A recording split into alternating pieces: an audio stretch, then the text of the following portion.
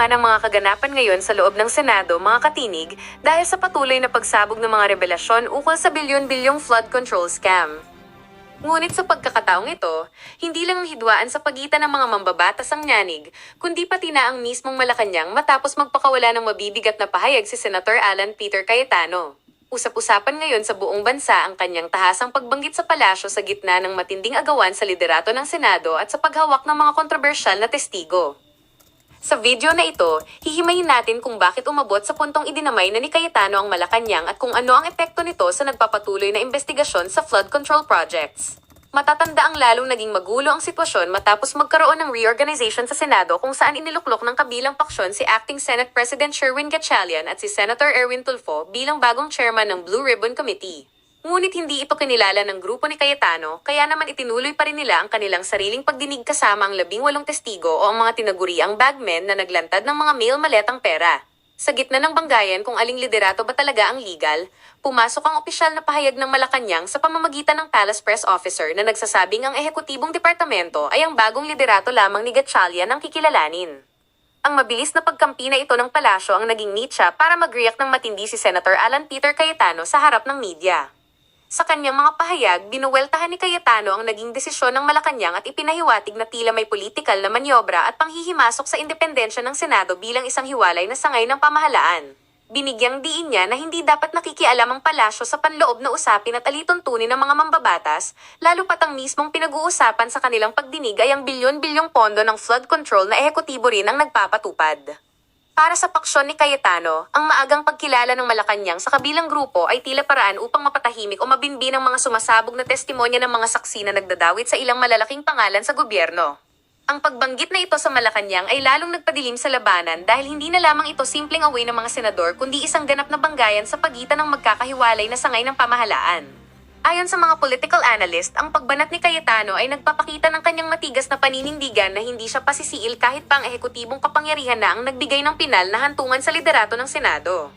Habang iginigiit ng kabilang kampo na depektibo at dekahon ang kanyang ginagawang pagdinig, ipinaglalaban naman ni Cayetano na ang mas mataas na tungkulin ng Senado ay ang busisiin ng korupsyon at protektahan ang pera ng taong bayan, paboran man sila ng palasyo o hindi. Dahil sa matapang na birada na ito, lalong nag-abang ang mamamayang Pilipino kung ano ang susunod na hakbang ng administrasyon at kung paano ito sasagutin ng bagong upang pamunuan ng Senado.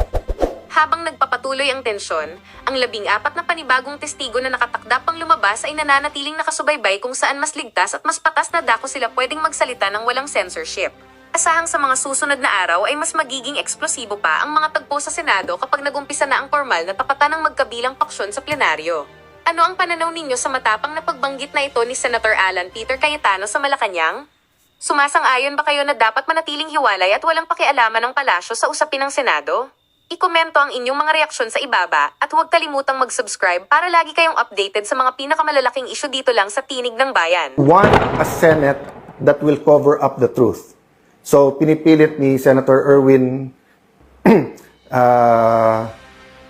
Tulfo na mag-hearing sa Monday, even if we know that yung na bogus, peke, hindi totoo yung kanilang session, so hindi rin totoo na acting Senate President si Win Gatchalian at hindi rin siya totoong chairman ng Blue Ribbon Committee. Sabi sa akin ng media nung Thursday, Sir, anong ebidensya mo na ang Malacanang ay involved? Well, aside from sino pa ba pwede magpadala ng NBI ng 2 araw kung hindi Malacanang? Yung saan ba nag-meeting yung 11, hindi ba sa Malacanang din? O ba't pangatlo, anong sabi nilang ebidensya? Ano sabi ni, di ba ang isda sa bibig talaga nahuhuli? Ano sabi ni former Senate President Tito Soto? Ang naniniwala na kami ang majority at si Senator Win ang acting Senate President ay Malacanang House of Representatives. Ikaw na nagsabi, Malacanang, kasama sa plano eh. O yun din ang sinabi ni Senator Win. Para walang gulo sa bangko, sa mga empleyado, tanong natin sa civil service. So, yun po ang sinasabi kong, guys, kung mahal nyo si Senator Win, huwag niyong sirain yung kanyang future. Saan ka nakakita ng Senate President, unang gagawin, imbitahin yung SILG, yung Secretary of Interior and Local Government para ayusin yung peace and order sa Senate. May sarili tayong USAA, may contingent tayo ng Marines PNP, may PNP sa labas. Pag kulang yon, you can request the PNP. Hindi mo pinapapunta yung SILG mismo. Ngayon naman, ang magde-decide kung sinong Senate President, hindi rules natin, hindi konstitusyon natin, civil service. Sino ba nag-appoint ng Civil Service Commission? Malacanang din, di ba? So, napakahirap po. But I'll offer you a solution, Senator Win. Mag-meeting tayo, may naiisip akong solusyon. Mahirap humanap tayo ng solusyon kung sino ang tunay na Senate President kasi yung 3 libro na hawak ko ay nagsasabing yung legitimate Senate President, yung nahalal nung 13. No? By the way, guys, let me go to that muna na mabilis. Ito.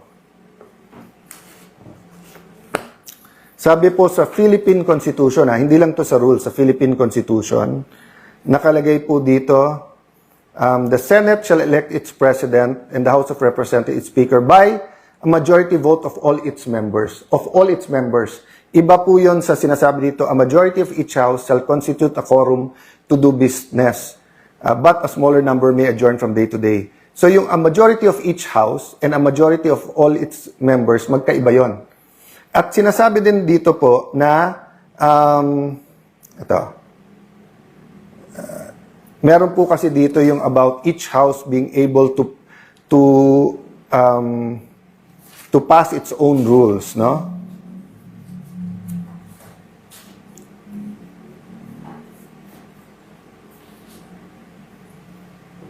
Each house may determine the rules of its proceedings. So kung titingnan mo ang rules natin, yung officers po, yung secretary, yung sergeant at arms, Senate President pro tempore at Senate President, 13 ang kailangan. Kasi all members. So, ang Constitution ay nagbibigay ng power sa rules at sinasabi po dito sa dalawa na kailangan 13. So, kung walang 13, hindi kayo tunay. Going back to yung hearing ni Senator Erwin, the 12 might want to rein him in even during martial law, even during the abuse of arrest, kaliwat kanan at yung mga torture, wala pong high official na nagsabing, kwekwelyuhan ko yan, ako mismo arrestuhin ko yan, etc. So, you know, it's incredible that you'll have a human being speaking like that. Kaya sa sulat ni former Congressman Michael Defensor, dapat ang sagot namin ay simpleng umattend kayo sa legitimate na Blue Ribbon Committee dahil yun ang may legal protection. Pero siguro, idadagdag ko dun sa sulat na yung ganun mental state ng isang senator tapos siya ang magiging chairman, walang makakapag-guarantee ng inyong safety doon. At tandaan nyo po, tapos na po tayo dun sa 18 Marines. Kung gusto nila ipatawag ulit under Senator Marcoleta, pwede mag-attend sila Senator Win. Pero nandun pa tayo sa 2 o 3 witnesses na ang bibigat at may mga dokumento at talagang mayayanig yung ating bansa. Kaya po nagkakaroon ng ganito. Ang problema po, kaya sinabi kong malapit malayo. Every time that the truth is about to come out, wini-weaken yung institutions. Winiken po ang House of Representatives, winiken po ang Senate. Sabi ni Senator Lacson, sirang-sira ng Senado. Ikaw naman sumira sa Senado through false testimony witness using the Blue Ribbon laban sa ating mga kasama. So, etong mga kaganapan ng May 11-13, Malacanang ang may control dyan sa NBI, hindi sa amin. Tapos iwa-whitewash nyo pa para sabihin wala ang mga NBI sa loob ng Senado. So, tama yung sinabi ni Senator Gringo. Pag armado ka at dapat nandun ka, wala ka doon at nandun ka, bakit papagalitan mo yung reaksyon? So, he was talking about yung mga panahon ng kudeta. So, kung may mga sundalo sa labas ng Malacanang, natural na magwa-warning shot ang mga taga-Malacanang, paalisin ka. So, ginulpi na nila ang isang taga-Osaa, hinabol nila ang isang senador sa loob ng Senado. So, natural, nung pinaligiran nila ang Senado at they crossed over from GSIS into the Senate na naka-full battle gear, natural na magkakaroon ng warning shot. And then, ang sisisihin kami. Hindi yung nanggugulo. So, the point is, these hearings, you know, you had your chance to have hearings. Ilang buwan naman kayo na hindi nag-hearing. Di ba? So, siguro, ang haba na ng sinabi ko, my point is, mga kababayan, who are we as Filipinos? So, I had to think about my role. komportable ako sa pagso-soul search ko, sa role ko po in transforming the nation, sa role ko po bilang isang Kristiyanong may pinaglalaban. Komportable po ako, quiet life with family, building our city. Pero nung tinawag ako, step up, be with the senators, be our leader, I had to say yes. Kasi yun yung role na binibigay sa akin. I knew I wouldn't enjoy the perks. I knew na baka kasuhan muna, kulong, intimidate, offer. But kailangan ko lakasan loob ko eh. I have to put my whole faith in God. Today, day by day lang ako nabubuhay. Day by day, Lord, anong pinapagawa mo sa akin? So, dun sa mga nagpe-pray for us, pati mga nag-open letter, I don't get offended. Tama yung sinabi nyo. Ang prayer ko should be, Lord, saan mo ako gusto at anong dapat kong gawin? So, I'll stop there, but you also have to ask yourself that question. Whether you're a doctor, you're a lawyer, you're a soldier, wala kang trabaho, barangay tanod, anong role mo? Definitely to pray. Pero ano sa pagkikilos? Pagpo-post, pagproprotesta, pagpapanood kung ano nangyayari, let your voice be heard. Yung IBP, ngayon, nagsasalita pa isa-isa yung mga abogado. I mean, ang daming issues sa quorum, etc. But in electing the officers, kahit basta't marunong magbasa, majority of all the members, di ba? Kaya nga sabi ng Malacanang, nire-review pa nila Constitution. Ang problema, they're bending the law and they're bending the Constitution, which is weakening institutions. At kaya nga tayo napunta sa diktatorya during that time.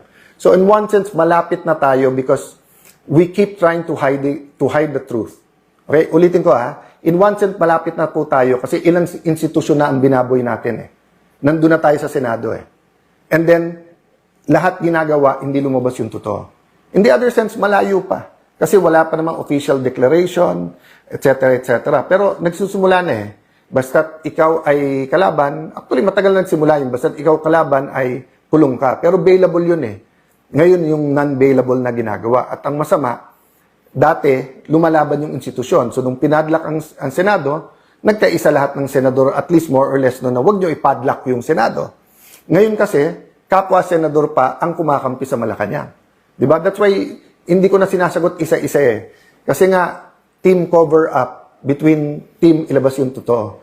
Team independent versus yung team na ang Senado dapat kontrolado ng Malacanang. O sasabihin na, di, kasi kay Tito Soto or kay Win Gatchalian, maayos yung Senate. Maayos nga yung Senate kasi hindi nyo nilalabas yung totoo tapos nandun kayo sa ilalim ng Malacanang.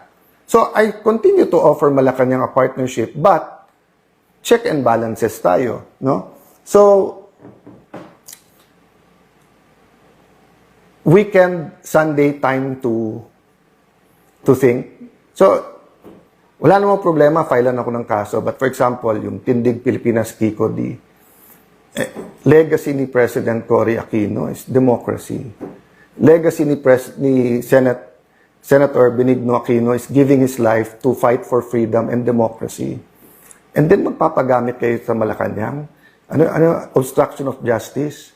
Sinabi na nung NBI, walang warrant na binigay sa amin. Sinabi na ng PNP at SILG, pumunta sila doon, hindi para arestohin dahil wala pa namang warrant.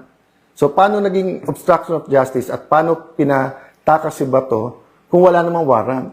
So, let me address myself to Kiko D and the other Aquinos, even to Senator Bam, no? Ang legacy nyo, democracy. Then Marcos na rin. So, no problem. Legacy din nila is against extrajudicial killings. So, kung yung ipaglaban nyo yun. Legacy din ng mga Aquino is to sacrifice for the nation. So, if your sacrifice is fighting the Dutertes, okay yun. Pero okay sa inyo babuyin yung Senado. Okay sa inyo wag ilabas yung totoo sa flood control. Di ba, kaya nga, laban eh. Laban yung laban. Hiramin ko muna. Kasi hindi nyo ginagamit eh. Di ba? So, alam nyo naman, di ba, sa aktivista, ganyan. Sa Duterte, ganyan. Kailangan neutral ako eh. Dahil senator judge din ako. Ako pa magpre-preside ng impeachment. Pero pera muna nung laban. Kasi paano pag wala nang lumaban para sa Pilipinas? Paano kung Marcos na rin? So mga kababayan, let me end this way. Kung comfort lang po, sumang-ayon na po ako sa administrasyon. My life will be totally much easier, but I couldn't live with myself. Why? Life without a purpose is not living. Di ba? You all have to consult your maker. Is this the kind of world that the Philippine Constitution wants? Is this the kind of world that the Bible tells us, the kind of Philippines we want? Di ba? So, you might not like me. You might not agree with my politics. I'm not perfect. Some of you might not even trust me. And if I'm wrong, then tama feelings nyo. But what if I'm right? How many of us didn't listen to the science in 1970s? And what happened for 20 years? So what if I'm wrong now? You don't have to like me. My stay as Senate President is limited. But every day that I'm here, laban po tayo. So, hindi natin kalaban ang Malacanang. Pero kalaban natin kasinungalingan, kalaban natin yung nagpupunit ng pahina ng Constitution. So, let me go back. 2016, nung nanalo si President Duterte, I was asked informally by someone very close to the President, total hindi mo nakuha yung number 2, kunin mo na yung number 3. So, sabi ko, anong number 3? Ikaw na mag-Senate President. So, nung binubuo ko to, again, I believe in principles. I don't want to live my life very arbitrarily, no? So, kung this is what President Duterte stood for, then dapat sundin ko yon. So, Senator Lacson and Senator Tito Soto came to me. Alan, 8 o 9 sila. 8 o 9, magbuo ka lang ng 4. I think 9 sila. Magbuo ka ng 4, 13 na tayo. Pero sa 9, eto yung kami. And nung tinitignan ko, for example, he wanted to be chairman ng public order, which is forte naman niya. Basta isa-isa tinitignan ko at sabi ko, mukhang pag tinanggap ko to, mabuti for me. Pero baka under the gun ka agad ang ating Pangulo sa lahat ng gusto niyang gawin. And I'm not talking about Senator Lacson lang, but many. Kasi nga, ang dami ng, for example, nasabi ni Pangulong Duterte, unahin ang sweldo ng pulis at military doblehin. But there are many senators, including Senator Lacson, who said na kailangan lahat, hindi pwedeng sila lang. So there are things like that, no? Then I found out they were talking to Senator Drilon, who was the Senate President then, and kung sasama din, ibibigay yung Committee on Justice kay Senator De Lima, na alam kong gagamitin lang niya para siraan ang ating Pangulo dahil ilang taon siyang chairperson ng Human Rights Commission at ilang taon din siyang Secretary of Justice. Pero hindi naman niya kinasuhan ang dating Pangulo. So sabi ko, i-offer niyo sa akin yan, pero isusubo niyo ito. Hindi ko po tinanggap. It was painful po because nga ako po ang kasama ng Pangulo, pinaglalaban ko at pinorma ko yung Senate majority ko to be supportive. But Senator Coco and Senator Tito said independent Senate, kailangan walang impluwensya ang Malacanang, etc., etc. So the rest is history, but that's my first point, no? Tinanggihan ko yon on the matter of principle, hindi ko nakuha. Fast forward 2025, nung nanalo na po sila Senator Lacson, Senator Tito, Senator Bam, Senator Kiko, etc., kinontak ako ng isang malapit sa Pangulo, etc. At sinabi kung hindi matatanggal si Cheese, ako na lang. No, walang basbas ng Malacanang to, pero ang kausap sila Senator Tito, etc. And it happened a second time nung uusapan namin yung tungkol sa Commission on Appointments. Sinabi sa akin ni Senator Loren yun, alam mo naman kung anong offer. Sabi ko, guys, para kung kapatid na si Cheese, marami na rin kaming beses na magkalaban, but we promise each other to pray together, consult each other, move forward each other. So, naintindihan ko karamdaman nyo, pero hindi ko pwedeng kunin sa kanya. I can't do that, no? So, tinanggihan ko ulit. Okay. February 2026, yung ibang mga kasamahan ko, sinabi na, ginamit na yung Blue Ribbon, may mga pinagtakpan sa majority nila, no? May mga pinakita sa akin whether ito'y pong... Basta saka ko na ilalabas yung mga ebidensya, but basically ang sinasabi, nakipagsabuatan si Senator Lacson sa administrasyon para iporma laban kay Jinggoy, kay Cheese, kay Joel, etc. regardless kung may zero truth, partial truth, or whatever. And then may mga pinagtakpan, no? From masterminds lower. And then iba-ibang grupo 'yon, ha. Wala pa yung wala pa atang 18 noon yung Marines. So ang inudyukan namin noon ay si Senator Loren. So again, wala naman nagsabing dapat ako, binigay ko sa kanya. Tapos nag-usap kami, sabi niya, Alan, sana tayong dalawa, no? But kaming dalawa, meaning mag-sharing din kami. So when we were going to execute, dahil may 14 na kami, biglang may mga tumawag at doon po nag-umpisa. Doon ko nalaman na negotiable pala yung mga kaso nila. Kasi tinawagan na yung mga may kaso, huwag nyo lang iboto si Loren, bawiin nyo, hindi na kayo kakasuhan. At yung isa doon, na witness ko mismo dahil sa harap ko tinawagan yung isang high official at narinig ko yung pinag-usapan. So, we stopped there kasi nga may isa naman, wala naman siyang kaso, yung kunikwento ko sa inyo. Pero nagulat ako, takot na takot, no? And isang dahilan takot, minsan medyo napitik din siya na baka banggitin ang pangalan niya. Although he swears, wala naman siya. At doon ko nga nakita na grabe ang leeway ni Senator Lacson na kasi may sinabi si Senator Lacson doon na parang hindi, kausapin natin yung mga namamahala kasi yung witness na yan ay hindi credible. Pero pagdating kay Joel Villanueva, pagdating kay Jinggoy, pagdating kay Cheese, credible naman yung, well, wala si Cheese ata sa witness na yon, no? Pero dun sa dalawa, or at least kay Senator Joel, yung witness na, yung particular witness na yon. So what happened is sometime March, I went to see two people. No, one is someone not in government, very close to the president, and the other one is very, very high official. Basically, ang sinabi ko, sumunod yung mga kasama ko, hindi naman inelect si Senator Loren, kami tatlo lang ang gusto namin. One, tutukan yung ekonomiya ng ating bansa kasi kahit na hindi inaamin ng Malacanang, no? Not exactly in these words, no? But basically, it took some time for Malacanang to admit that there's a crisis.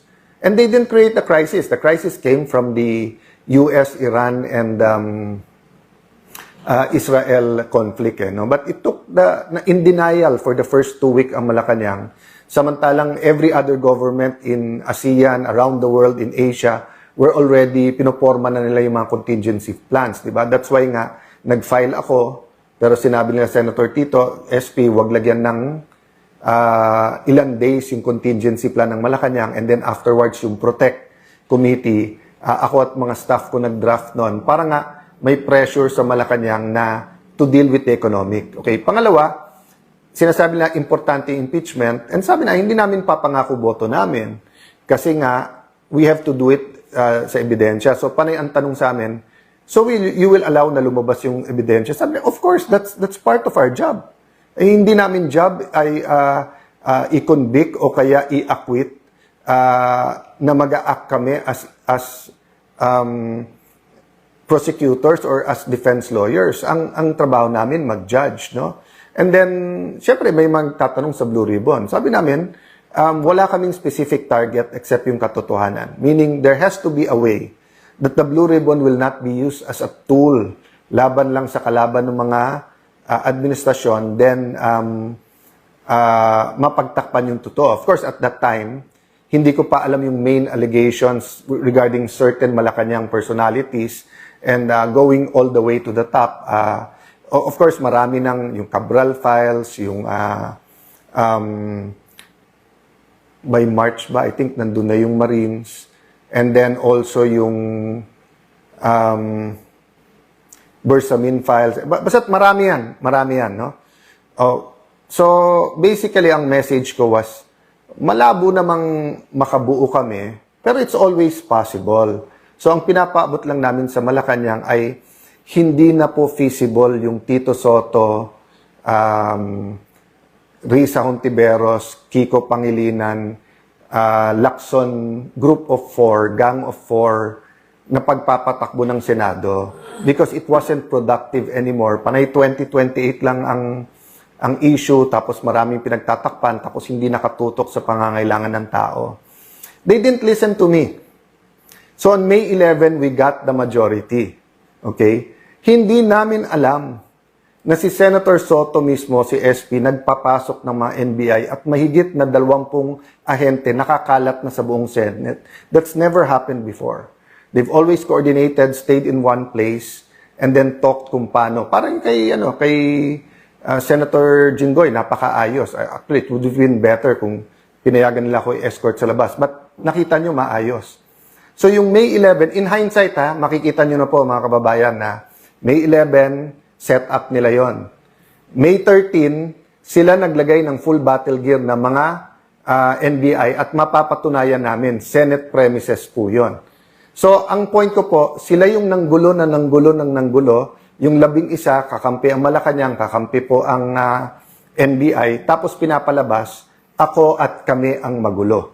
Clear na yon, hindsight even yung walkout, nung sila nag-walkout, 12, wala daw quorum. Nung nagka-12 sila, meron na biglang quorum. Nung sinabi nila, gusto lang nila magtrabaho. Di ba? Nakita nyo naman po, hindi man lang nagbigay ng mga pangalan sila doon sa mga committee. So, paano nila sasabihin gusto nilang magtrabaho? Tapos nakita nyo, nung sinabi nila si Senator Wing ay acting Senate President, unang issuance, work from home. Nung pumasok pa rin ang mga taga-Senado, ang sinabi, alas 10, umuwi na kayo. Hindi ba katawa-tawa yon? Di ba yung sasabihin sa'yo, work, let's get back to work.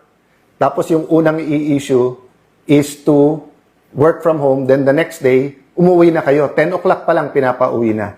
Kaya nga sabi ko, mag-ingat si Senator Win, kasi maganda naman future niya. Huwag ka magpagamit sa Malacanang at dun sa mga kasamahan mo, kahit binibigyan ka ng high position. I'll give you the advice that someone I really respect gave me, which is, receive, don't grab. I didn't grab the Senate presidency in 2016. I didn't grab it in 2025. I didn't grab it in February 2022. But to God's grace, napunta sa akin. By the way, kung nakuha ko yon earlier, kasi di ba nagsama-sama Senator Coco, Senator Tito, Senator Frank Drilon, Senator Mig Subiri. Alam nyo kasi sinasabi nila masarap maging Senate President. Yun yung reading between the line Kasi usually tens of billions ang pwede mo ipasok sa budget. Usually yan, malaking mga discretionary funds ang pwede mo i-withdraw.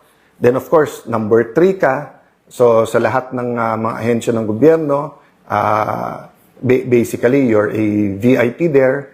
Ang daming perks po ang pagiging Senate President, So when the 4 of them says na, Alan, bumitiw ka na lang, huwag kang kumapit sa posisyon, First and foremost, nagulat ako na these personalities, especially Senator Drilon and Senator Coco, were staunch anti-Marcos personalities. Suddenly, Marcos na rin, I'll go to that later, but what's my point? Sila na-enjoy nila lahat yan.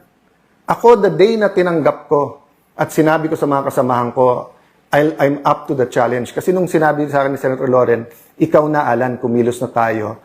Nagtanong muna ako I went to Senator Cheese and said na, ako ba dapat talaga pa? But the day na tinanggap ko, I knew, I will not be an ordinary SP. This isn't the usual, di ba, na first among equals ka, na malaki pondo mo. I knew, laban to ng katotohanan. And I was told already na linggo-linggo, sisubukan kang alisin, laging araw-araw. And I knew na grabe ang gagawin nila, pero hindi ko na-imagine talaga na I knew they were gonna throw at me the kitchen sink. But I didn't know that pati yung kitchen itatapon nila. We knew na bubuhayin yung kaso laban sa iba sa amin, pero hindi namin alam na ganun talaga yung pressure na gagamitin, But the reason I bring that up, I wanted to emphasize, hindi kami nagkulang sa trying to build bridges. So finally, nung naka-first base kami, kausap namin ilan high officials, and then hanggang umabot sa Malacanang, we communicated that you can trust us in me, in particular, and the group, kasi nakausap ko na yung grupo, gagawin namin maayos ang impeachment. Hindi namin papangako boto namin, but we will commit na we will listen to the evidence, we will view, we will hold it together with the legislative. Nag-commit din kami dun sa economic. sabi namin, pagdating sa Blue Ribbon, aayusin natin yung mga hearings na hindi maapektuhan yung ating mga negosyante. But ako, sabi ko, kailangan lumabas yung totoo. Okay? So, hindi po kami nagkulang. So, yung 11 sa pagko-convince sa Malacanang na kalaban yan. So, the problem is they kept on inching towards doing illegal and immoral things until we got to the situation we are in here today. So yun po yung basic context of how we got here today. But more important than the state of the Senate is the state of the nation. So let me go to that. Sabi nila po, yung hindi marunong lumingon sa kanyang pinanggalingan ay hindi makakarating sa kanyang paruroonan. Sabi nila, history repeats itself. So, nung sinabing never again, nagulat tayo, bakit again? But I think all of us, not only those who voted for the Marcos Duterte team, but even those who didn't, were praying and hoping maging successful dahil ang success ng administrasyon na to ay success natin lahat. Anong naging problema? Slowly and clearly, a pattern of corruption was shown. And then, nung sinabi ng Pangulo, mahiya naman kayo, lumabas po dito yung pinakamalaking corruption scam sa Pilipinas, involving trillions of pesos, including stolen money of at least hundreds of billions of pesos. By the way, si Senator Joel was one of those who first warned about it. So, kung ang sasabihin nila, paano naging Pangulo yon dahil he warned about it. Well, winar ng Pangulo, that was, I think, SONA ng 2025. But si Joel has been warning since 2023. To be fair, panahon pa ni Duterte, sinasabi niya na bantayan yung flood control sa Bulacan.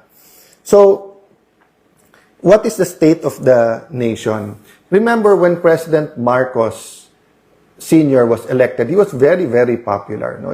I think he still is one of the greatest orators of the Philippines. And he knew our culture, alam niya yung damdamin ng Pilipino eh. At alam niya nung mga panahon na yon, when communism was sweeping the world, when there was the Cold War, and then it was sweeping Southeast Asia. And if you looked at Southeast Asia, it looked like a region na sigurado ang gera. With a conflict with Malaysia over, hindi pa yung South China Sea noon, yung Sabah pa. And then, iba-iba ang religion at iba-iba ang form of government, no, ng Thailand, Singapore and Malaysia had a problem. Thailand had a problem with its neighbors, diba? Kaya kung hindi nga nagkaroon ng ASEAN, maaring naging war-torn ang ASEAN countries. But my point is, nagamit yung fear of communism, and then because from number 2 in the world sa ekonomiya, we were number 2, number 1 ang Japan sa region natin sa Asia. Number 2 ang Pilipinas, then suddenly, number 2, number 3 tayo sa bottom, di ba? After, by the time na mag-EDSA revolution na. But the point is, ginamit yung economic crisis, ginamit yung class war, di ba? Yung oligarchs, yung control ng oligarchy sa Kongreso at sa ating ekonomiya, at yung komunista. So it was such a big fear that many accepted martial law, di ba? And that's how we lost our democracy. So by the time na we regained it in 1986, an Aquino had to give his life, and then there was a need of the people to march on EDSA in the EDSA revolution. So fast forward, EDSA 1, EDSA 2, EDSA 3, iba-ibang stories, but we continued to fight corruption, and there were different kinds of abuses. But what's happening now?